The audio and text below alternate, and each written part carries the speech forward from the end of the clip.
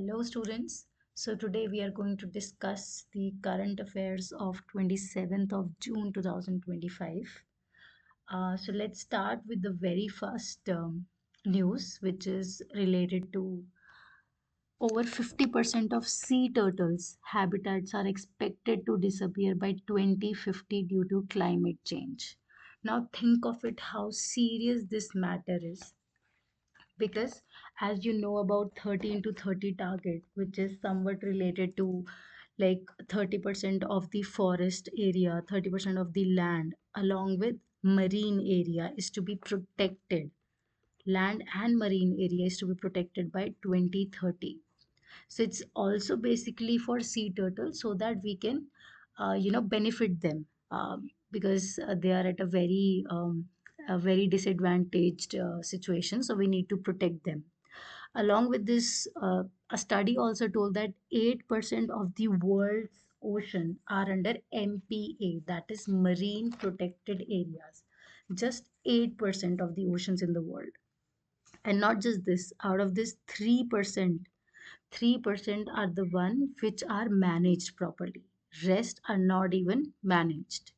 So now it talks about the science advanced study. So this is a study which is done, which says that marine protection is at a very bad situation. And also 23% of the world's habitat of this sea turtle are under MPA. Just 23% are under MPA. So they are at a very high risk, which usually is evident from such a kind of data. And also this study talks about climate change. Like climate change is going to be the basic reason for every such thing or every such risk which is faced by the sea turtles. Which says, because of climate change, what happens is these sea turtles usually prefer cool temperature, right? Cool water. So they are moving from, they usually prefer tropical and subtropical areas to live. But just because the temperature in tropical and subtropical area is way too high, so that is the reason they're moving to cooler areas, like where they can get some cool water. For example, it becomes a non-protected area, then let's say North Sea, East China Sea, etc., etc. Another thing is about ships. We all know that there's a collision. There are many cases we hear of. So these sea turtles are at a very high risk also because of collision with the ships. And therein also a study which talks about like 1200% of this collision will increase by 2050. So just look at the data. Other than this, IPCC has another initiative which is about climate scenarios. So it also says that even if the best scenario is there, still the sea turtles are going to be at risk and 50% of their habitat will be lost. And the most important will be the leatherback. So there is a category which is leatherback turtles. 67% of their habitat will be lost out of all the other categories, you can say. Now the most important thing is what we have to do. So the way forward is, firstly, we can't stick to boundaries, right? So we need to look at it like a dynamic MPs. We need to be little more flexible. We need to create more MPs so that we can reduce this risk. And also the other thing is data. See, data is something which is very much required. When we have real time data, we can make proper plans, we can execute them, we can monitor them, we can track them. So data, having a data is very much important. For this we can use satellites and so many other new techniques. Also the other reason is about ships. So we need to regulate this shipping culture we have. So let's say the speed, let's say there is a very specific zone which is it's a very protected area. So we need to consider, we should have a particular zone with particular speed limits so that this collision can be reduced. Example, in you can quote about this whale watch, which is initiative of USA, wherein they use satellite again so that they can see like ships. They inform ships that this area belongs to a whale, so I mean there is a high risk of collision with the whale, so you need to be careful. Other than this, one more initiative is by Blue Whale Blue Skies, and this is of California. This initiative is almost same, you can say, wherein again they regulate the speed of the ships, where where they don't get collided with the whales. Now it comes to policy making. See, it's very important learning from examples, but when it comes to policy, like what country can do, policy regulations basically. So you can say we need to have we need to increase the coverage of MPS. As I said before, we need to increase the coverage, the very first thing, and this is something which government can do. Other thing is we need to have flexible climate response system. See, the every issue currently is because of climate, so we need to also consider we have flexible climate response system. We can wherein we can have early warning systems, how to get along with locals and work for this climate issue. And then another thing you can add about, like, we can have new habitat areas for these sea turtles. We can have new habitat. We need to recognize that where they can have a safe and the same kind of environment which they usually live in. So yeah, these are the things we can have. And also for ships, we can you can add one more thing, that is mitigation corridors. So when there is a particular corridor for ships to move, which is away from the protected areas, it will lead to less collision with the sea turtles. So this is about sea turtles. It's an important article. You can add so many things from this for your mains exam as well. Let's just move to the next topic, which is about this copula, which is in space. So it's a kind of a new technique wherein you can say it has 7 windows. So it's an observational module. From the word itself, we can understand it's an observational module. So it is also called as window to the space. So it just gives the panoramic view to the astronauts, wherein they can see the complete view of Earth and space. Right. So it's in news, it's important, and also it's not a new thing, but it was launched in 2010, and it is in International Space ISS. So it's like something we need to understand, like what's the purpose of this. Purpose basically is about, the very first thing is to get good images for sure of Earth and space, right? Another thing is about weather observation, so that we can take, if we'll be knowing about the weather observation or the early warning signals, we can take the benefit of it, and we can plan like how we can reduce the incidence of flooding and every other thing, every other natural phenomena, you can say. Also it helps in tracking spacecrafts. Everything related to spacecraft can be tracked, like docking, undocking, all these things. The another important benefit of this is, even astronauts talk about it, like it's good for mental wellness, like it gives psychological relief when it comes to long missions. So yeah, because it's a window thing, so how good you will feel, how psychologically it is going to benefit the astronauts. Yeah, this is the other purpose of it. Let's just move on to the features of this. A feature is like, because see, each window, now they have 7 windows, so now each window has a protective shield. So this protective shield which we are talking about helps the the astronauts inside and every other thing to be protected from space debris, because when you are in space, you can find debris there. So it works as a shield, protective shield. The other thing is about the material. So it is usually made of aluminum and also glass. So what is the benefit of using these two material? Let's say it's a very extreme environment. So these two elements, so the material used helps to withstand these extreme environments. And one more important thing is, it is actually developed by ESA, that is European Space Agency. This is like something which can be asked in prelims as well. So these are the facts you need to know about it. So the next news is about, so see, there's a meeting which was held at SCO. So India didn't endorse the joint statement. So there was a joint statement. And we all know that SCO also includes Pakistan.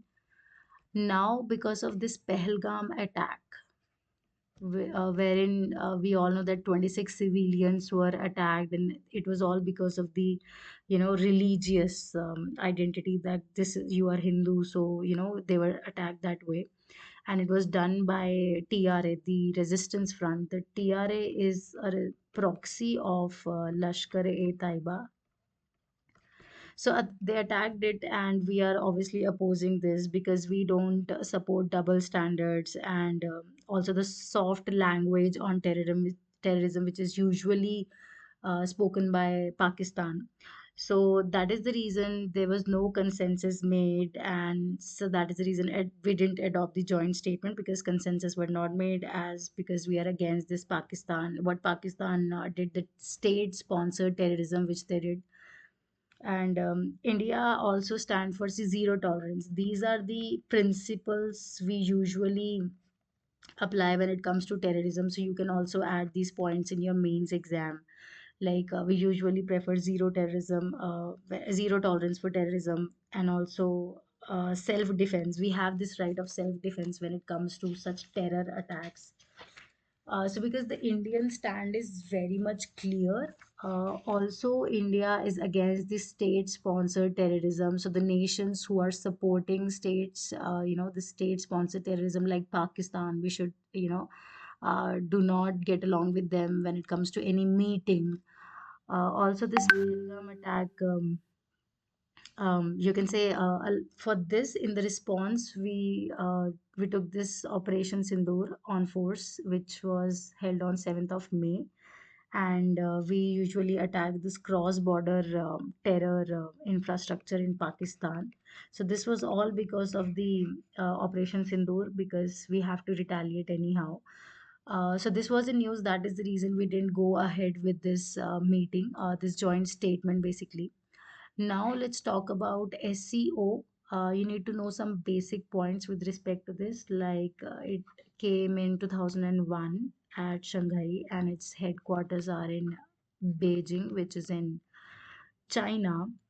And also currently it has 9 members. In 2024, as per data, it has 9 members, and you have to tell me like who all the members are in the comment section. Also, this question can be asked in prelims. Now, the objective of SEO was very clear. It was like to have regional security. Regional security is possible only when you reduce terrorism and extremism. Also, to have economic cooperation among all the 9 members, along with this cultural and political ties to be there. So, this was the broad objective of SEO. And when it comes to focus of SEO was also similar, like to reduce extremism, right, and also to bring stability in the region. So this is very important. When terrorism and extremism is not there, it will lead to stability in that area, and it will also help to increase the trade. See, this stability leads to increase in trade, energy, infrastructure, and all the things will be developed accordingly. So this is about this joint statement. Let's just move to the next topic, which is about Bangladesh talks. So it's in news. Also, we have some issues with Bangladesh, but India is actually ready to have a discussion with Bangladesh on the issues, the bilateral issues. The very first thing you can say is about Ganga Water Treaty. So there is a Ganga Water Treaty between India. It came in 1996. It's between India and Bangladesh. So we are ready to have a discussion like how to renew it. It's like, but the point is we are also having some concerns with respect to what Bangladesh is doing. It's having talks with China and Pakistan, wherein we do not have good ties with both the nations. Along with this, there is regional fundamentalism, in Bangladesh, which is too much, basically.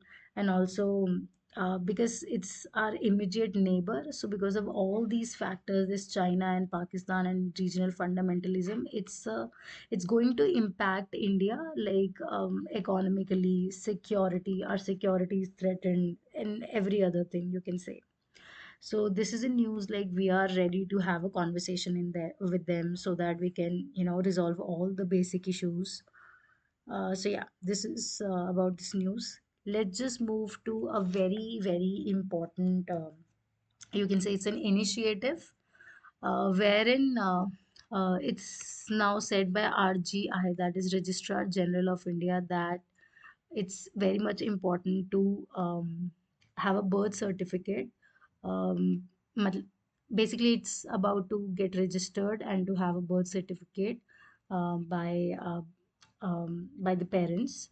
And also, the point is about it's very much there in government hospitals. So this is more for government hospitals, because you can say more than 50% of the institutional deliveries or institutional births are held in government hospitals.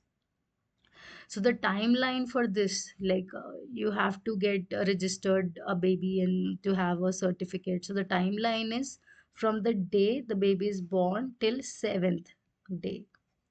So between these days, you have to finish it off, like to have a registered registration and to have a birth certificate. Also, it can be like in electronic form, or other formats, wherein, let's say, if it's a remote area or a very rural area, so wherein it's not possible to have electronic system there, but yeah, you can have other formats, but you need to get this certificate, birth certificate. Now the benefit is the benefit is like you have to prove your date of birth, right? So many places you have to prove your date of birth. Let's say for school admission and government jobs, marriage, other services, etc. So in all these things, you need to have your birth certificate so as to prove your birth, right?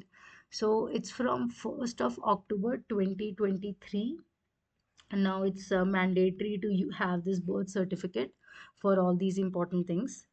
And the steps which are taken for this is something like we have a act, which is Registration of Birth and Death Act 1969. So first we amended this act, and also we have also come up with the Central Civil Registration System portal. Now what this system will do, it will fast track everything, so it will be a citizen friendly. It's going to be an amazing, it's this portal will help for so many things. It will increase the awareness so that hospitals are aware that they have to timely issue the certificate. And also it will be convenient. The benefit of this birth certificate is so much. I mean, it will be convenient when you have to go for a job and everything. You don't have to come up with many other certificates, just this birth certificate is enough. So it is very convenient, and also public trust will increase, because it's a very much authentic data. So yeah, it has so many benefits, and it's a good move, you can say. Let's just move to the other topic. It's about Jal Jeevan Mission. See, it's in news because this initiative came in 2019. It was basically about to give piped potable water to all the rural households, and the timeline was 2024. But now, see, we have crossed 2024, so now they're asking to increase it to 2028, or basically to extend it to 2028. uh, Basically, in this, you have to give 55 liter per day, um, per capita per day water, which is the basic need. And also, a question can be asked in prelims: the BIS norm, which it has to, comply with, which is a quality norm, is 10500. This is something, a data you have to remember it. You can also write this in mains to fetch good marks. So the target was 2024, but now it's extended to 2028. Along with this, finances are also increased in union budget of 2024, but it still has some challenges. Like why it needs to be extended. The reason, you can say, is about the demand was not estimated properly. So now we have so many other, we have estimated new households where they are in need of water. And the other thing is about groundwater. Groundwater is not sufficient in every area, you can say. So some areas are not having that much of groundwater. Another thing is, even if we are shifting to surface water basically means rivers, lakes, still the cost for this will be too high when it comes to surface water. And also the contractor issue. Contractors are like, they delay the process and sometimes they do fraud. So it's their error which also leads to, this is another challenge you can say. And also they're not even using the funds which are already allocated by the budget, so not using funds properly, which leads to not having a good plan. So all these issues are to also be considered. The another thing is about monitoring and transparency. So there's no proper system of monitoring and transparency. So these are the basic issues which you can add in your prelims and sorry, mains. Let's just move on to the next topic. It's about a census is done for elephants in northeast area, because so much of collision happens and human animal conflict, you can say, basically human elephant conflict. So this data is, there's a meeting which was done wherein environment minister had chaired, and there was a discussion on like what is the system of mitigation and population estimation and conservation method, etc. So this survey is done in Northeast, which is complete now. They took some 16,500 samples for it. And as per record in 2017, there were 29,964 elephants, but in 2022-23, it's declined. And the reasons are because of, rail collision. So also in this data, we have also surveyed the tracks. We have also surveyed the tracks. Along with this, we have identified high risk areas for elephants. Now this survey is done. For this, it's very important, as rail is a very important reason for death of elephants. So it's very important that there should be coordination between rail authorities, NHAI, power ministry, etc. Also, we need to have a DNA profiling of the captive elephants we can have. Now also human elephant conflict, let's say I was talking about, how to reduce it, we need to come up with solutions for that as well. And also regional action plans are very important. For that, again, we need data. Proper data is to be there. For that, we can use satellites and many other new technologies. Then data collection and also cooperation, if we can do with the locals, it will definitely help us to reduce this conflicts. And this human animal elephant conflict can be reduced. So this is about this, and next topic is about FDI. So FDI, it's in news because it has jumped to 23% in April, which is something shown by the RBI's data, which is a good news because it's just the beginning of the year. And this 23% jump in 23% of FDI shows the investors' confidence in the Indian economy, which is very much important. Also, in the amidst of so many uncertainties, it shows that India is still a stable country where people are trusting and investing in us. Also, the net FDI, not just gross, net FDI is also double or more than doubled. Now, what gross FDI is? Sorry, net FDI is gross FDI minus outward, whatever the investment is going out, that outward investment, and repatriation is to be reduced. Now, what is repatriation? Repatriation means if foreign investors are taking their funds or capital from our system, it is known as repatriation. But now the repatriation has reduced because of reduction in repatriation. Again, the reason is investors confidence. Because of reduction in repatriation, the net FDI has increased. This is a very important point.